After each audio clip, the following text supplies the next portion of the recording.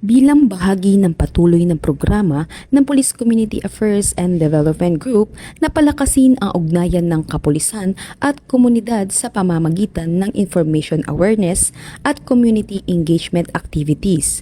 Nagsagawa ng information drive at awareness campaign ang tauhan ng Community Assistance and Development Division sa Barangay Sauyo, District 6, Quezon City nitong Lunes.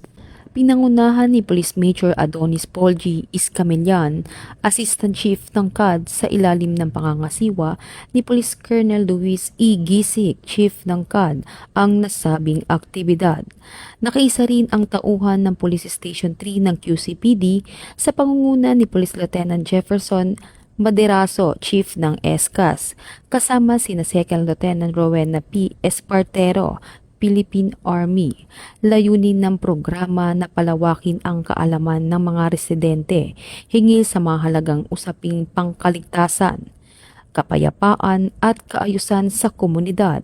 Sa isinagawang kampanya na mahagi ang mga otoridad ng kabuoang 60 food packs para sa mga residente bilang bahagi ng kanilang community outreach initiative. Bukod dito, may 200 information, education, and communication materials na ipinamahagi na naglalaman ng iba't ibang impormasyon at paalala kaugnay ng public advisories, disaster readiness guidelines, anti-violence against women and their children, kampanya laban sa iligal na droga, anti-terorismo, Safe Spaces Act o Bawal Bastos Law, cybersecurity at online safety practices, Republic Act 10591, Anti-Illegal Gambling, Republic Act 10066, PNP Museum at Police Service Balita.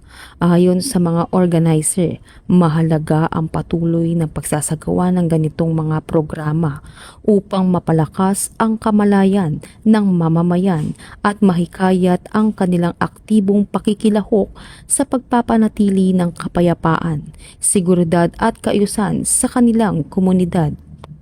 Magandang umaga po sa ating lahat.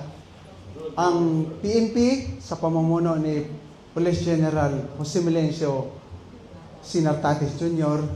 at ang PKG sa pamumuno ng aming Director na si Police Brigadier General Vina Habana Guzman ay nagpapaabot ng taos-pusong papasalamat dahil sa inyong presensya, sa inyong pakikiisa sa ating Information Drive and Awareness Campaign.